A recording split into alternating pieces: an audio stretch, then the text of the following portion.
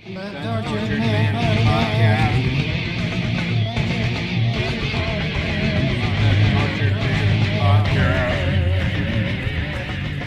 everybody, welcome to the Tortured Man Mancast episode 18. 19. Kicking wing for the SCOTUS. I want to say that it is my great pleasure to introduce the Mancast the way we're supposed to do every week, except for last week when nobody told me. So now that we have that out of the way, we're going to be discussing today the most recent SCOTUS rulings because they seem to be on everybody's mind. We have a good take on all these things. And as always, we will explain to you what's good, what's bad, and why it probably doesn't matter to you at all. And I'll kick it over to Chad for that to get this thing going.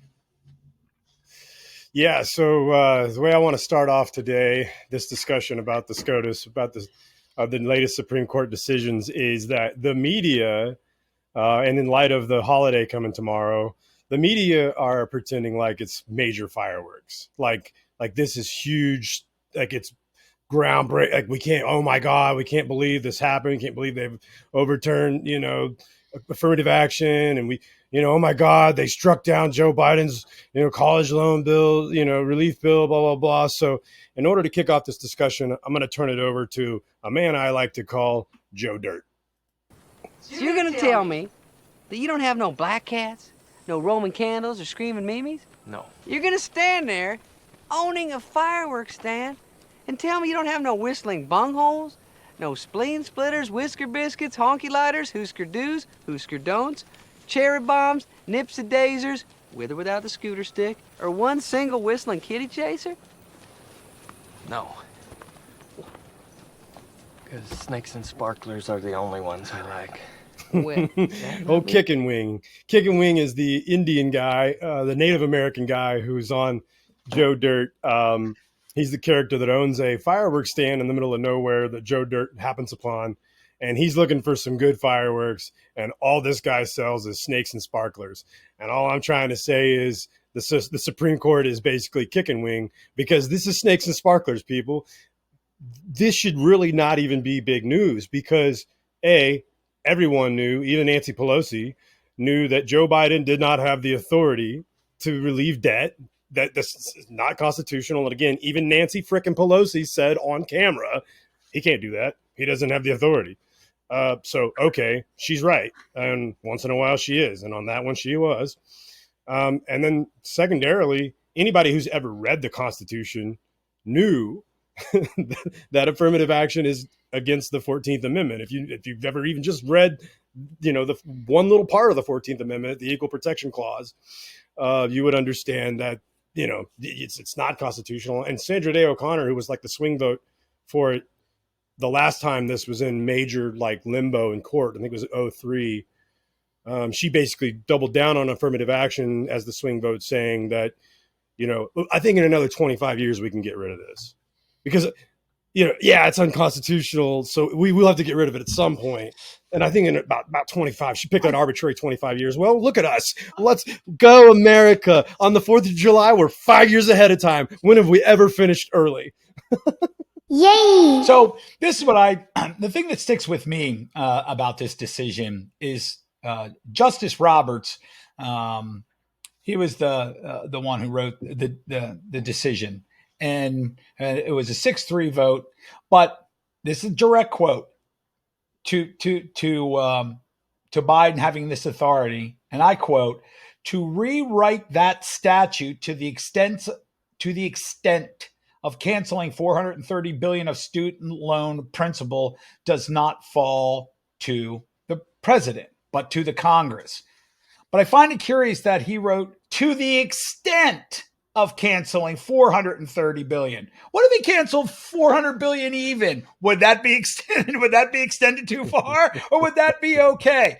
This is what this is how our system is so fucked up right from the word go, from politics to the SCOTUS. It doesn't matter.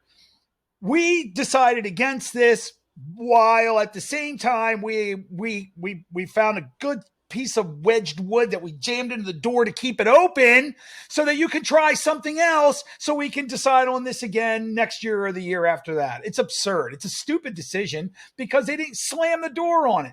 To me, the decision should have been easy. President of the United States cannot ever decide what to do with the money of the taxpayers because that's the Congress's job. Then it's done and it's over with. But they didn't do that because, well, politics. So what are they going to do instead? Keep the door open for them to challenge it in some other way, which I'm sure they're already working on.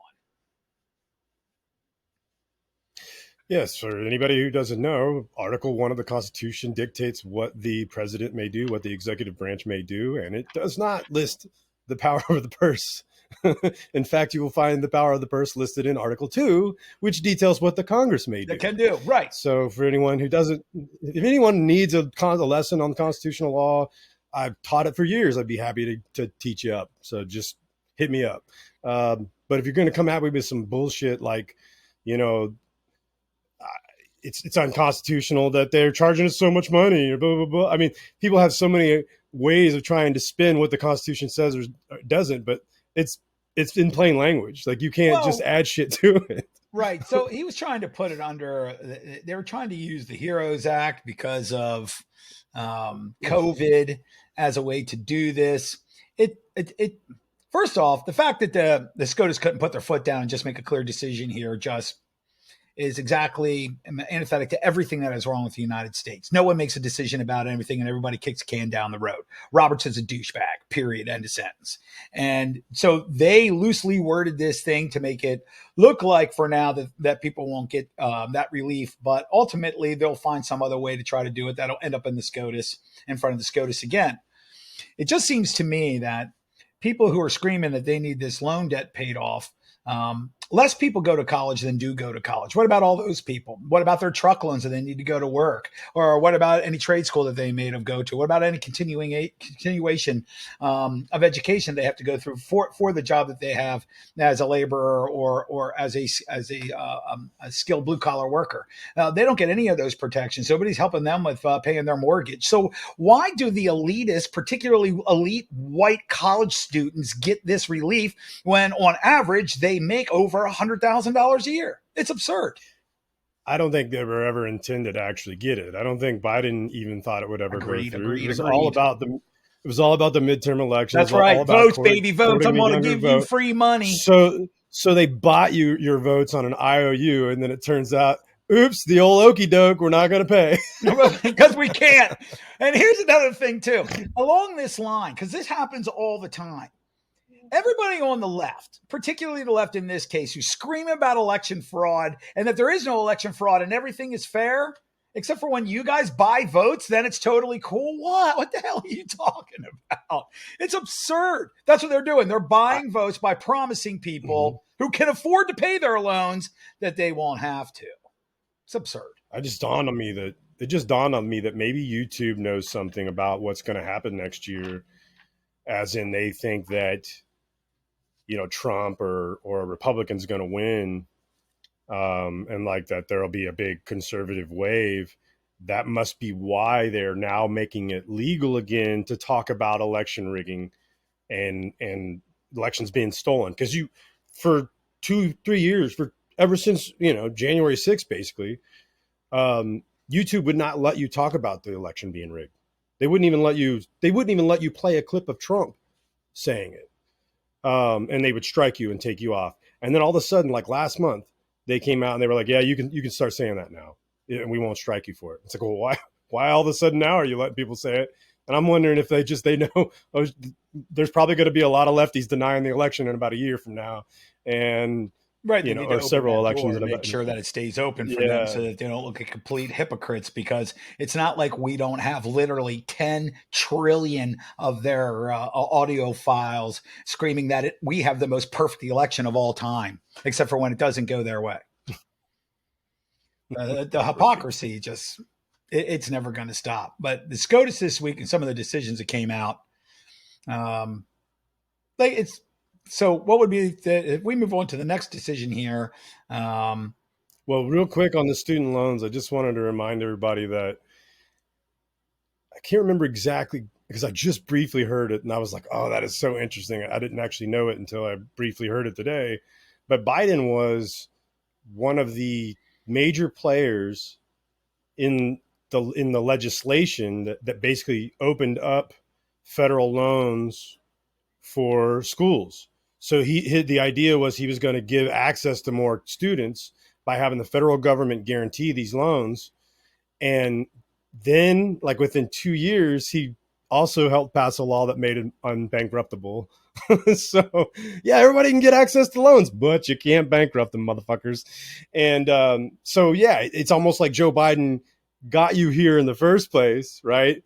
Got you in the door to get the loan, made it to where you can't go bankrupt on the loan, and now he's like pretending like he's going to pay your loan for you. And yeah, nope, sorry about your luck. So now he goes out on stumping, saying that Republicans did this to you. What?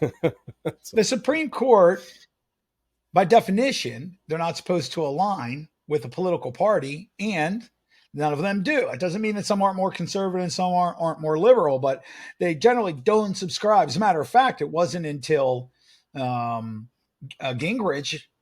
literally in her interview endorsed Biden over Trump, which had never been done in the history of the United States. So generally speaking, I mean, they all have their own slants, but they're supposed to interpret the Constitution, and that's what they're supposed to be looking at. They're not supposed to be looking at their own personal politics about it. So what Biden is actually saying when he says this is the Republicans did this to you, what he's saying is that the SCOTUS is as much a political body and their ideology matters to them as much as ours does to us, which is not the way it's supposed to work. It's just rare that the president of the United States utters that shit out loud, which he did. Right. Yeah. I guess. And thank God that Trump got to put 3 on, because what a mess it would be otherwise.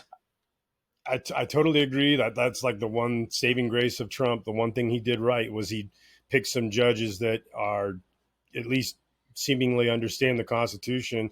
I think they've dropped the ball in many regards, especially with a lot of the election shit. I think that they dismissed a lot of cases and they should not have, but they just didn't want to weigh in. They wanted to kick all that back to the states. Because your state legislature and the Constitution for your state decided these things. Don't ask us to fix it for you. Fix it for yourself. That's what they were doing there. But I agree with you that not all those decisions were the right ones. They're trying to make it easier on themselves what they're doing. Well, 100%. They did not want to get involved in it. And they hoped it just went away, and they wanted to, keep it moved, keep the peace. I understand, but at least they've gotten it right on Roe. They've gotten it right on these past 2 decisions. As weak as those decisions are. True. They've gotten it right on concealed carry as well, or constitutional carry as well. Which since not to interrupt you, but since the constitutional carry a few years back, we went from only I think a handful of states. I don't remember the exact number. I know it was less than 10. Have what is called constitutional carry now to over 20. That's massively huge. Here in Georgia, we have constitutional carry, meaning if you're not a felon or a violent felon, because even some felons can carry, depending upon the felony. So as long as you're not a predicate violent felon in Georgia, you're allowed to carry, and you don't have to tell anybody about it. It can be concealed or whatever the hell you want to do, because the Constitution says you can't. Right. Yep. And they'll, they'll honor my right to do that as well as even a person that's not from the state, as long as you, like you said, I don't have a bad record. That's another thing too. Like if I went and carried my weapon into, say, a northern state, like particularly a northern state like New Jersey, even though I am completely legal in Georgia, I would be arrested and thrown in prison there, because they won't recognize Georgia rights there. If you, as a Pennsylvanian, were to cross their border and get caught with a gun in your vehicle, you'd be in trouble. They'd arrest you. Well, that happened. A woman from Pennsylvania was just simply, she lived in Philly, was just crossing the bridge, forgot she had her pistol in the car, got pulled over. Instead of saying, go home and take it back, he says, you're a felon now, bitch. You know what? You know how you get out of that? I'm not gonna lie. I've possibly taken my firearm. I know how you get out of it with no repercussions. Stay out of New Jersey. Make sure Hunter Biden's with you. If Hunter Biden is with you, Well, we wouldn't even got pulled over. it's no violation of the law if you're with Hunter Biden. If I was with Hunter Biden, they wouldn't never caught us. We'd have been doing 175 miles an hour down the highway smoking crack. And because that's I don't know if you've seen the latest video. You would have had a police escort on well, that's top the latest video they released. You'd have been going 175 that's with a cop on a motorcycle handing you his crack lighter so that you didn't have to slow down and get another lighter. But no, that's one of the things they've revealed from the Hunter Biden laptop just this past day or two is this video of Hunter Biden. It's actually still shots from a video of Hunter Biden driving 174 miles an hour in a Porsche or something while smoking rocks. And they're acting like this is a big deal, but I thought there was a bunch of like child porn and like really horrible shit on there when they first started talking about it. So like, sorry, but driving 174 while smoking crack seems pretty mild. Even if it's not child porn, I know the guy is involved in a major international, extortion and bribery scheme. So like, right, there's bigger things afoot, and major treason shit. And that's how you deviate from that. So well, part of that process there is to see. This is nothing. I mean, obviously he shouldn't have been doing that, but what has this got to do with his dad getting $5 million from some illegal scam, right? I mean, the whole idea, it's obfuscation. That's all it is. They're just trying to get you. For those who want to believe the narrative that Joe Biden is the world's greatest father ever, he's actually a better father than God was to Jesus. That's how great a father he is. He's the greatest father that ever lived, right? And how dare us ever. Look how messed up his son was, Chad. He was doing 174 miles an hour and smoking crack. And you're going to turn that into a Chinese corruption scandal? You evil Republicans are horrible. That's what that's about. It's stupid. People can't think for themselves at all. That's why we're so doomed. We live in a country. You remember the movie Idiocracy? It's where we're at. Oh, of course. Idiocracy, yeah. Yep. Well, in that movie, they wear Crocs. And the reason why they wear Crocs is because they had a really low budget for the film. And the guy who was doing the wardrobe stuff was trying to find a cheap place to get these shoes, and this person who had just came out with Crocs was looking for like angel investors and like was like, hey, I'll hook you up with a really cheap buy on a bunch of Crocs, and and you can deck everybody out with these, and that'll help me get some publicity. And this dude's like, whoa, like, oh god, these are ugly as shit, and he's like, but that's perfect, that everybody will look really ugly and stupid in these, and all being wearing these stupid shoes, right? And somebody said, well, what happens if, like, they catch on and people actually do like them, and then that won't be weird. They'll be wearing cool shoes. And he's like, that'll never happen. They'll catch on. And then now, and if you look at the Crocs, but you know what? Now they're like the most popular. Crocs are popular as shit now, bro. The best thing about the Crocs. Shout out to Matt Schober. The best thing about Crocs in that movie too is everybody's wearing orange Crocs, like. Just like prison issue orange Crocs. That's what they're wearing. And remember, they couldn't grow any food because they kept feeding their food the favorite flavor of soda that everybody was drinking, and that's what they were watering all their plants with. Oh my god, they were so dumb in that movie. So speaking of dumb idiots, idiocracy, yeah. So speaking of there's stupid, a bunch of people in the media. We can go to Harvard and North Carolina, students for fair admissions and the president of the state to the SCOTUS. And that ruling to me was just as silly. And the reason why is because it doesn't change anything at all. You can't say out loud now that we gave Bob over here his scholarship simply because we needed a Nigerian or whatever. We don't have one and we want one. Yes, there were 1,000 other people who were far more qualified than Zimbabwe, but we're giving it to Bob anyway because we feel like it. What we're not going to do now is say it out loud. That's all that decision did. It actually said that you can't use race as a way for admission, but you can still explain how racism has affected your life. So nothing changes here. So now we'll flip to the other side for the Sean Hannitys and all these idiots on conservative radio out there screaming this is some kind of fake victory.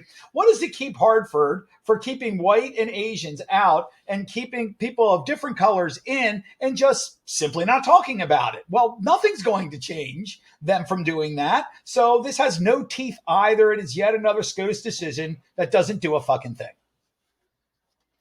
I see where you're coming from, but I think it could open the door for a lawsuit if you were a highly accomplished student trying to get into Harvard and you watched a bunch of minorities be picked over you with lesser, applications. But being able to be privy to that knowledge, good luck. I mean, because that's, you're not going to get to look at other people's applications to see what their numbers are, and it could always be argued that they had a better statement letter and that they, you liked their numbers on this or that, it could be argued all kinds of ways. We interviewed these people and we just liked this person better.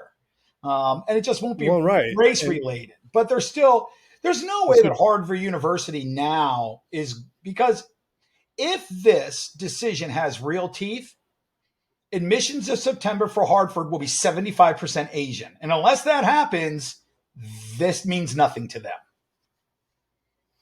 So, yeah, I think they'll have to probably increase their Asian acceptance at this point just to not get sued. But they don't have to increase it by any sort of, large margin. It'll just be, enough to make people think they've changed, Well, the students for, you have a point. Part of their deal was that the Asian part of that student fairness action committee, were showing that the scores for the Asian students were significantly higher than everyone, including whites, and that, in fact, well over 50% of admissions would be Asians if it was about who's actually the most qualified for the school. Now we know that that's on record even through the SCOTUS when they gave arguments, and it was not denied by either side. Well, certainly not the pro side. But since that was never denied, so we'll just assume that is correct, then in September, that number should show that many Asians in. Maybe not exactly that number, but it should at least jump from the 10 or 12% they are now to 40% if it's about giving the most qualified students the upper hand. I don't think that's going to happen. But you're right, it won't. And they'll find a way to not do that. They will. They'll find a way around it. Hartford's not going to stop doing what they're doing. So for me, the whole thing has always been discrimination of any kind is abhorrent and sickening. Whether it's happening to whites or Asians or blacks or browns or anybody, it doesn't matter. So if we're going to affirmative action, what it is saying is two things: is A, you have a less likelihood of making it because of the color of your skin, which is the argument the blacks were making to begin with in this particular case. And it also says to the minority communities, we don't really know if you actually deserve to be here. And neither do you, quite frankly, because you don't know why you're here. You don't know if you got into the school because you're qualified or simply because we needed to raise our quota of your specific ethnicity.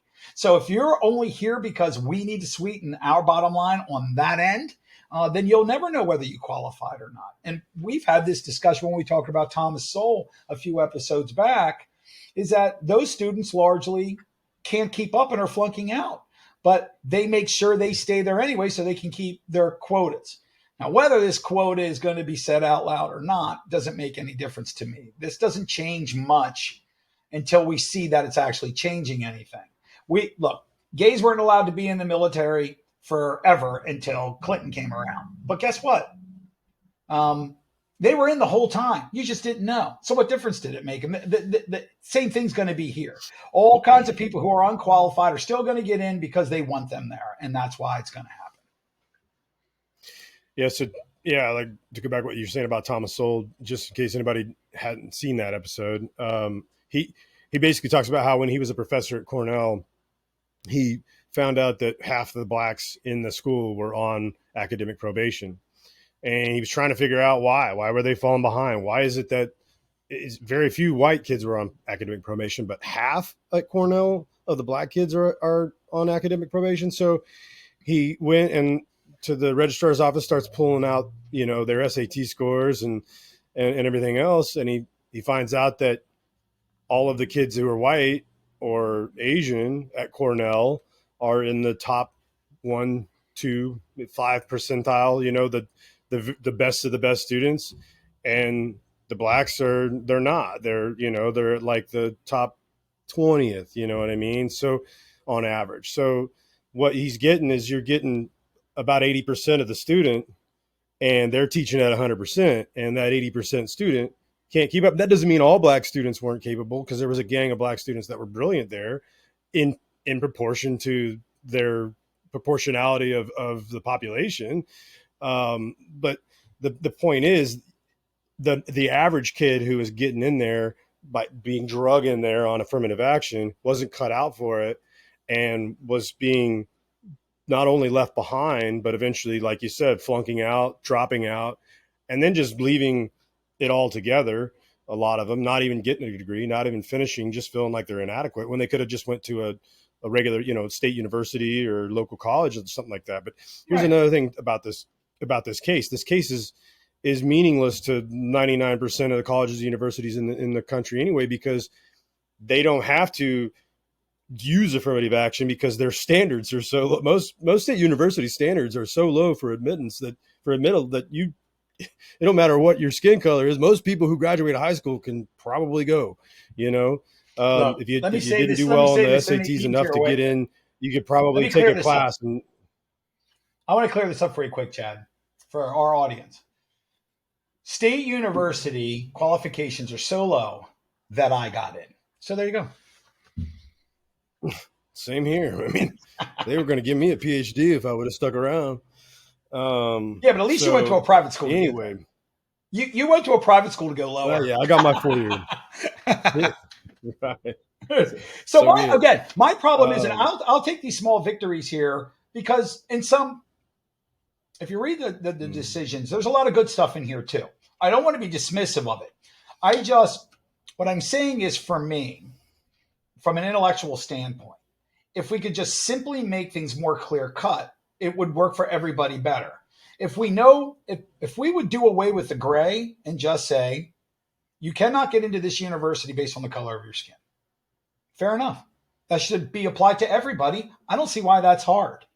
You shouldn't need a 27-page decision to explain something that's so obviously easy for everybody to understand. So all this gray matter gets put in there so that it can be challenged again and again and again. And that's exactly what's going to happen. That gums our courts up more. If the SCOTUS would just be very clear about certain things, like Heller was a pretty clear case, and it's opened states up to a whole lot of stuff. They can do it when they want to. It's just they don't always do it, especially if it's at the moment a political hot potato, so that everybody can keep tossing it around, right? I just want them more clarification on these things would be nice, guys. That's what I'm saying. But I will also at the same time say I'll stick a pin in this right now, at least towards things that are more equitable for everyone. Everybody wants equality of outcome, and what we should be going for is just equal opportunity. They're different things. We can't guarantee that you're going to be okay. We can guarantee that you'll be on a level playing field. And what we've done is we've taken a field that we can all agree was tilted, and we've tilted it in the other direction. If everybody wants to be even, let's just keep us all in the same level playing field, and those who deserve it, go. Simple. And they could have made that clear cut if they wanted to, and they just decided not to. Right. But they did get some other decisions over this when they were out here puking up a bunch of decisions. The counterman versus Colorado was great. Can we stick with this one real quick? Absolutely. So I heard an interesting conversation about this particular ruling. Dave Smith, the comedian who's running for Libertarian nominee for president. Everybody should look him up, by the way. Give him a shout out real quick. Everybody should be checking him out. Yeah, Dave Smith, I mean, really smart guy, really knows his shit. He was integral in getting the Mises Caucus to take over the Libertarian Party. The Libertarian Party had been basically hijacked by shitheads masquerading as libertarians, but they were actually progressive, communist douchebags. And he was one of the people who was integral in getting these guys out and getting actual legitimate people elected to the higher levels of that office. And so now the Mises Caucus has basically completely taken over the Libertarian Party for the better.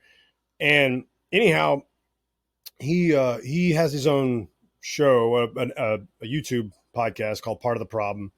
And his co-host is Robbie Bernstein. And it's a pretty good show. They usually run about an hour, and they're super topical, come out about every day or two. And it's, you write about something that just happened usually. He's had RFK on recently, RFK Jr. on to interview, and he's had on Vivek Ramaswamy too. So he's got some pretty good pool. The guy's been on Fox News a bunch of times, shit like that. But anyway, he goes into sort of the libertarian position. Robbie brought it up, his co-host. He's like, the libertarian position on this, well, yeah, it seems like we're applauding this Supreme Court decision. The libertarian position on this would kind of be like, you should be able to hire anybody you want based on whatever criteria you want. So if you want all white men and you're a private, facility, private entity, then that should be, as a libertarian, that's sort of that should be in your purview. That's what you should be free to do in a free market situation like that. And Dave, I think, made a really fascinating point, kind of coming back on that. He was saying, well, the problem is the government injected themselves in this in the first place. So once they stuck their nose in and said, you have to hire people or bring people in based on their color. Once they've done that, then it's up to them to also say, okay, now you can't do that at all. Right. So we either have to have it one way or the other. And you either have to have equal protection for everyone, or you have to have completely just there's no rules anymore. You can hire whoever you want, and it can all be based on color, whatever you want. Right.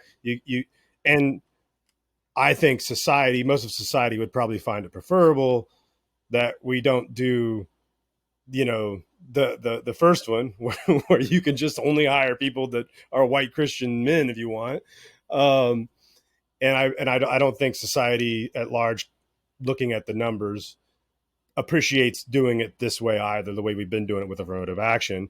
And then worst of all is if you actually look at the statistics and you look at the research that's come out of affirmative action, it's and not just Thomas Sowell's anecdotes. I'm talking about there's legitimate research that has shown that it's held blacks back in a large way. And I think we're also seeing that we're saddling a bunch of them with a bunch of debt with degrees that they're not even using. And I think the best bet would be to start talking to people about going to trade school, because that's a hell of a lot better path, folks. Unless you're going to be a nurse or a lawyer or a doctor, engineer, So an engineer, a teacher, if it's something that requires it, so be it. Most of the polling for decades now about this issue is now the black community themselves are opposed to it. They don't think that they need it. That's the problem with me with the Democrats here. What you're saying is that blacks cannot compete on a level playing field. How insulting is that? Why are they less qualified? Simply because they're black, and therefore you have to step in, you white educated liberals, so that you can throw them on your back and help them up. It's nonsense. It's just another bullshit lefty way of patting themselves on the back about how great they are. You're doing nothing except doing more harm. And it's the bigotry of... Yep, soft bigotry of low expectations. Low expectations, yeah. And I just think that's the funny thing too. So now what you're hearing from your Joy Reids and everybody, Joy Reid, who went to Harvard, she's over there on NBC running her gums, talking about how I would have never gotten into Harvard if it weren't for affirmative action. It's like, yeah, no shit. We all knew that. But anyway, she went to Harvard, and now she was saying that, there's people who they were just there because their daddy's name was on the building. And I'm like, well, I totally fucking know that's true. There's a bunch of nepotism that goes on in those big institutions like those, big elite institutions like that. And the point is, someone like her is now trying to make out this institution that she's lauded, that she dangles in front of everybody's face anytime somebody questions her intelligence. She will go pull the Harvard card every time. Nobody likes to fucking tell you more about their Harvard degree than a Harvard graduate does. They will wear that fucking sweatshirt. I mean, they'll tell you every damn time you talk to them that they went to Harvard. So my point is, she's this Harvard degree has got her on TV. This Harvard degree is what she pulls out of the bag every time she wants to show how smart she is and how achieved she is. But now she's going to say that Harvard is actually a bastion of white fucking KKK guys that can't wait to stop getting black people in there as soon as the court lets them. Well, that's bullshit. And we all know that it's one of the most liberal places on the planet. And if they're going to stop bringing in minorities, then I think you have another question to ask. Was the school really what you thought it was? And I think it is. Obviously, they're a bunch of libs, and obviously they're going to continue to do what they do. And and here's Robbie said it best. Here's the ultimate thing. What it is you rich kids who pay their way to get into Harvard don't want to go to a school where it's just all white people and they have to feel guilty about only being around white people. They want to pay for the real experience. And when you pay for the real Harvard experience, by golly, you're going to have 10% blacks, and you're going to have 7% Asians, and you're going to have 15% Hispanics, and 60% whites, and you're all going to be affluent as fuck. And then you're going to feel like, you can scratch yourself on the back and feel like you've done a good job because you have this diverse population. And I'm so well-rounded because I went to school with black people. And I only ever saw them in pictures before. So, and then, of course, the elitist liberals like Michelle Obama immediately attacking this whole thing. Let me get this right. From Michelle. a yacht? From one of the most expensive yachts on Earth on a private island in Greece at no cost to you and your entire family. And your husband was president of the United States for 8 years. Discrimination! If that doesn't say racism, nothing in the world ever could. Go take a swim and cool off, Big Mike. But they couldn't give you 2 yachts and 2 islands? Clearly they're holding you down. What the hell? Shut up. And then even her own messaging that she was putting out, she admits herself that she never knew for sure if she actually deserved to be there or not because she wasn't sure exactly why she got in. That's our point, Michelle. Right. Thank you. Mm-hmm. Oh, so here's one that most people probably aren't paying attention to that I think is really interesting, and it's very helpful for private property owners. In second verse, the EPA, the court found and ruled that the majority held that the legal definition of wetlands is now limited to areas with a continuous surface connection of water to other water sources. So basically, just having a big old puddle on your property doesn't allow the Corps of Army Engineers to come in and take your property away from you anymore. That's good. If these things that they were saying were wetlands before don't have a free-flowing water source that they can be connected to, then it is not a wetland, which is going to 90% of most of the wetlands that they were stealing from people had no continuous water source. So now the question is, because I wasn't expecting to see that one. And when I saw it, I didn't do a deep dive yet, but I will. I'll get to it. But what's interesting is, are they opening up on the back end all these people who have lost properties before this ruling? Can they go back now and say, give me my land back? Ooh, that's a good question. I don't. But I think that's a very important ruling because, again, for those who like him or don't, Trump putting 3 more constitutional-minded people, regardless of what party you want to affiliate them with, it's about the Constitution. And this ruling against the EPA is dead on the money. It's exactly correct. The EPA has no right stealing people's property because you have a couple of cattails growing out of water that stands on your property for 3 or 4 months out of the year and then disappears. And they were doing that for the last 40 friggin' years. Yep. So it's good that they've done that. I'm just curious to see now. I'd like to read the whole decision to see now if they have legal precedents to go back and have their land returned to them. And even furthermore, even if they can, will they get compensation for all their losses because of the loss of that land that they can prove through the time period that it was gone?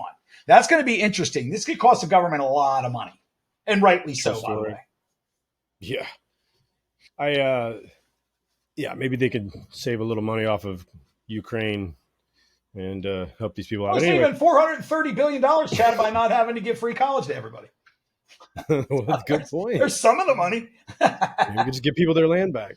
So the other interesting case that's been bantered about is the Colorado web designer. Great decision there. I'll give them Christian that web one designer. too. Yeah, so it's interesting. There's an interesting discussion to be had there. I think I think the decision was correct. Not compelling, someone to do something that's against their religion. And I think that I do find it odd the way it was the case was brought by, she was never asked to do it. She just was like, I feel like I could be compelled to do it. Therefore I'm going to sue to make sure that I'm not going to be. Right. And that's fine. That's okay. People do these sort of preemptive She was getting a clear ruling on the law before the suit ever came. Not to mention the fact that she kept trying to get clarification from Colorado, and then they couldn't give it to her. Right. Right. Yeah. Because you know what they were doing? They were stonewalling. Right. And they were doing what I was just accusing our SCOTUS of doing on a couple of things. They're just trying to keep it in the gray area until they actually have to do something about it. Right. And the state, by the way, the State Department for the state doesn't want to say, oh, no, that doesn't mean that. You can do that if you want, and then turn around and railroad her if there's enough woke shit going on, even though they gave her the go-ahead.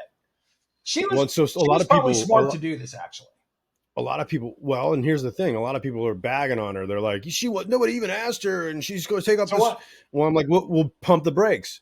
How about the gay guys who wanted the cake maker to bake the wedding cake, who weren't actually didn't even care.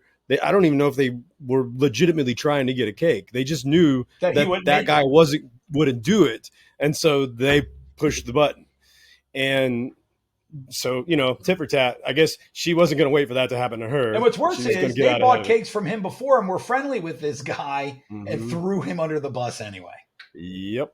So yeah, there's that. But yeah, you shouldn't be compelled to do things that are against your religion. And by the way, for the record, I'm against marriage. And not because people shouldn't be married, but because the state shouldn't have anything to do with it. Well, that was always our argument against the gay marriage thing, was why should the government be involved in marriage at all? Can we pass a law that government just isn't involved at all? Right. And that we could just all sign a little contract with each other if we want, But it's the only contract in the world where you don't find out what the penalties for breaching the contract is until it's breached. How about it? Unbelievable. No one would sign a contract. If you ran a business, and marriage is a business on some levels. Pull the emotions aside of it. You have to run a household. You have to raise children. I mean, you're also trying to be a productive entity, doing the right things and making the society that you are involved with, your local community, work better because you're there. So you are functioning in some novel way from a business perspective in terms of how you're going to run your household and those sorts of things. So right. we try to pretend that emotionally it's that the most emotional person in a divorce gets the most stuff. I mean, it's so ridiculous. No, but if you had a clear set of parameters on a marriage contract and it was civil, and I'm married to, just make up Sally. She used to be with Dick, but now it's just Sally. She's gone. So I'm with Sally. Sally and I have a contract. Sally and I have a contract, and it's a marriage contract. That's what we'll call it. And then in that contract it says, you cannot cheat on me. I cannot cheat on you. And if you're in breach of that, these things happen. And I have proof that she cheated on me. Then you go to civil litigation, and the judge just simply looks at it like any other contract law and goes, Sally, here's conclusive proof. It's a porno with you in it, cheating on Ed, who is your husband. And your contract clearly says this is what you lose because of doing that, and you're in breach of contract. And it's very simple, and it's done. As soon as you put the emotion in it, or does the judge go, are you telling me you didn't know about Mustang Sally before you fucking married her, Ed? Well, actually, The reason that I should show the whole picture, just part of it, is because over here was the judge. Ride, Sally, So if you and I have a contract and you tell me that you're going to do this, you're going to put an addition onto my house for X amount of dollars, and then you never finish the job, you're in breach of that contract, and then I'm going to win that case, right? But that's not how divorce course actually works, and it should. We should have no state compulsion in marriage or divorce, and those who decide to get married, primarily through the church or any civil union that you decide that you want to be a part of, you need to get attorneys because you need to knock out a contract, what is going to be in breach of that contract and what will not be. And that seems fair enough to me. And oh, by the way, I come with $1.5 million plus my home and all these other assets, and you come with your stuff. And everything we build from there, we split equally. Everything I came with, I'm fucking keeping. It was mine to begin with. These seem pretty simple to me.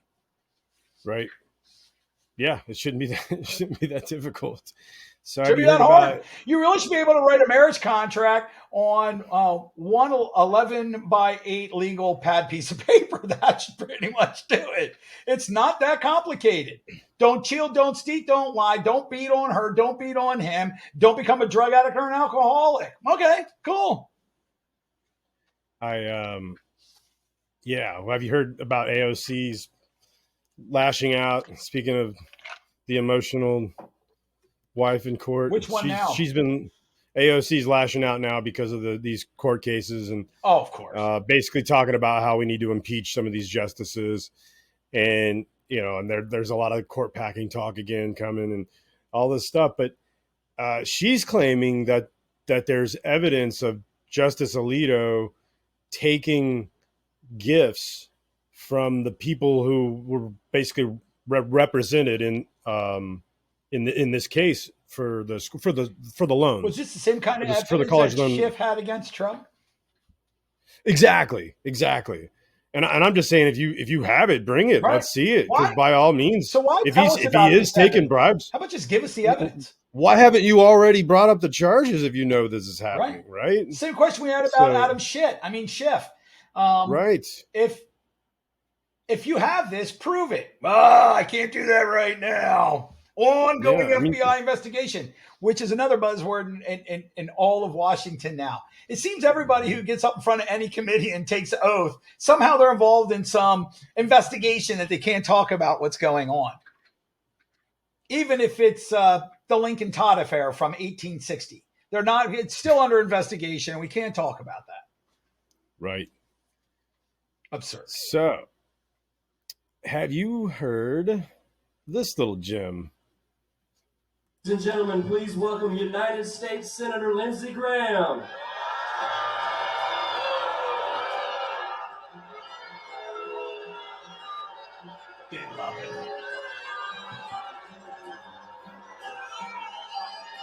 It's the guts and it's the dog.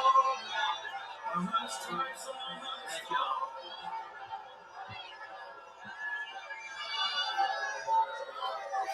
Welcome to Pickens. Thank y'all for coming. Thank you very much.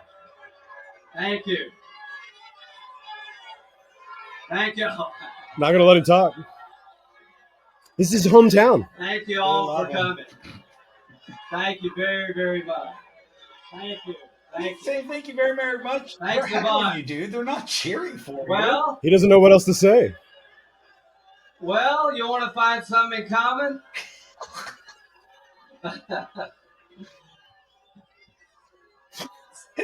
then he doesn't have anything. All right. Thank y'all. Thank you all very much. It just keeps going and going. Welcome to Pickens County.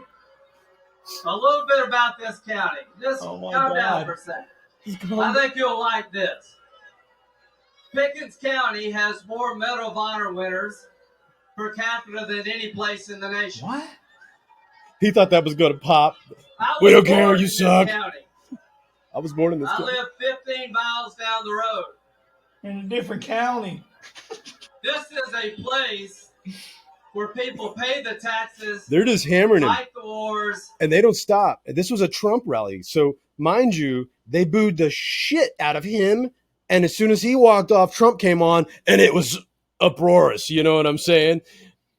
Lindsey Graham in his own state, Trump pulled him up thinking he would be an asset, and the whole crowd's like, fuck this guy, dude. That is amazing. If you are going to name the top 5 worst politicians in American politics right now, Lindsey Graham would be one of them, 100%. That's why Tucker Carlson calls him the nastiest old woman in Washington. That's right. So on the Republican side, it's him and Yertle the Turtle, otherwise known as Mitch McConnell. For those who don't know, look at a picture of Mitch McConnell and then Google search Yertle the Turtle from Warner Brothers cartoons in the 1940s. They look identical. You won't have to. I'll just plug it in on here. Oh, and by the way, 50 seconds or 50 minutes. Cool. By the way, Yertle the Turtle was faster and spoke clearer. Right. So it's not a rip on Yertle. And plus, Yertle looked good in a suit, and Mitch McConnell does not. I see no reason why it would be a conflict of interest for my wife's father to be the Chinese shipping king and for me to legislate on seaports, for instance. As he holds up a potato, that's my wife. Mrs. Potato Head. So So Pelosi is stepping aside, thank God. Dianne Feinstein is not. She's just never going to show up to the Senate ever again, and that's the end of her. But that's good because that's one less Democrat vote. So. Who are the 2 guys that were in Weekend at Bernie's? That would be so fucking hilarious if they went to be staffers. Dude, we got to find some AI and do Weekend with Diane. And just... Weekend at Diane's, yeah. It should be us at Dwight's house with Dianne Feinstein. It would be. Yeah, we'll have the corpse of Ruth Bader Ginsburg just chilling in the background too. Oh, it'd be so good. Dianne Feinstein banging her head to us playing music. It would be great. Yeah, Joe's in the corner, fucking slumped over. Hunter sitting there. It is tweaked out. So, we're a mess, dude. But. Yeah. When we do have good news, and I think almost everything we're talking about here in terms of the SCOTUS, they did some really good stuff here. I would have liked some more clarity on some of the bigger issues, but I think it's great because now it's a Supreme Court decision that people who own their own business, no matter how large or how small, cannot be compelled by government to do things that they don't want to do. And that's great for everybody. And I think it's amazing that the SCOTUS finally stood up to a department of the United States government like the EPA and said, no, you can't do this anymore. This is fundamentally and constitutionally wrong. And finally, they did something about it. Yep. So I'll take it. Take it. Yeah, it's hard to find a win these days. So if we can find anything that even resembles one, it's like, bring it over. Hey, look, when it comes to government, if you're only getting the head and you're not getting the whole shaft, that's a fucking victory. So, we only got the tip. We only got the tip today, guys. We're doing good, right? Right. I can still walk. So I can still walk we're straight. Be fine here now. Can walk kind of straight. Yeah. The whole thing. Well, that's kind of what they gave me on 2 of those decisions, but at least it's going in the right direction. Who knows if this court stays intact to the majority going to the constitutional side of things, then that just benefits all of us because our freedoms won't be further eroded away, at least in the interim. How long they can hold that out? Fortunately, at least on the more hard-leaning constitutional side, Roberts I think would be probably the weakest of the constitutionalists on that court. And what we do have is, this is the way for me, we have constitutionalists, or what they're all 9 are supposed to be, but 6 of them are. Well, 5 of them for sure are. 1 of them's in, and then 3 of them just only care about their politics. And that's the problem. The court is supposed to be about the Constitution, or the interpretation there of the Constitution of the United States. And frankly, the court is mostly right when they kick most things away and say, this is a states' right issue and we don't have any business here. Right. I agree, which is what Roe v. Wade was all about. That's right. It should be up to the states. Most of those things should be. And, they're just supposed to be calling balls and strikes when they do. If they do take it, they're just supposed to say, this is the thing, this is the case, and here's the Constitution laying next to it. And when I look at them juxtaposed, is it a ball or a strike? You know what I mean? That's it. Right. So they called it right for the woman in Colorado. That was a strike. Perfect. They got it. On some of the, with Biden, on the versus Nebraska on the paying back of loans, they called it a small or a bike. They didn't call it a ball or a strike. They didn't want to. Normally they kick those things back. And the reason that I'm hard on that one the most is using the word to the extent of 430 billion. Well, then what the hell does that mean? Does that mean if he goes, I'll only go 200 billion, that's fine? Right? That doesn't make any sense. Either it's right, either he can do it or he cannot do it. You can't have it both ways. And it's just that it's funny, but words matter. Mm-hmm. And so he left that door open a little bit, and that really pisses me off because it was unnecessary. Yeah. But Roberts has a tendency to do that. When he makes a majority decision, he does that a lot, and it just irritates me. Yeah. It's like he wants to make his bettors happy on both sides. That's exactly what he does. And that's not your fucking job. That's the swing, though. That's what the guy does. And unfortunately, that's the guy who brought us Obamacare. So did you hear about this latest? It just happened Saturday. Migrant workers are said to be leaving Florida now over new immigration law. Florida will no longer recognize driver's license to undocumented workers who come from other states. Florida doesn't issue driver's licenses to illegal immigrants, and therefore they're not going to recognize, and they're not going to recognize it just because California did. That's right. And that seems legitimate to me. And if migrant workers are going to leave over it, well, sorry. Fine. And here's the thing too. And if you're coming from a state that allows that, so that you can come work in Florida and you get caught, then you're just going to go to the INS because they're not going to recognize you as anything but an undocumented worker that's not supposed to be here. Right. And DeSantis is doing this purposefully because he's trying to dissuade them from coming. Right now, that's not a problem. Come fall and winter time, it's a huge problem. And that's what he's trying to avoid year in and year out. Yipper. And I don't blame him. The state's not responsible for that, for handling that crap. And if the federal government was doing their job, we wouldn't even have this issue. And I'm all for migration. As a matter of fact, I wouldn't be here without it. But let's just do it legally. I mean, it's not open the doors and everybody come running in as fast as you can, especially because we don't know who a lot of those people are. And on top of it, the healthcare systems in most of these countries are absolutely fucking horrible. We should at least know that you're healthy enough to be here and you're not contagion to anybody who's already here. That's all. Worst of all, our RFK was just talking about this in an interview recently.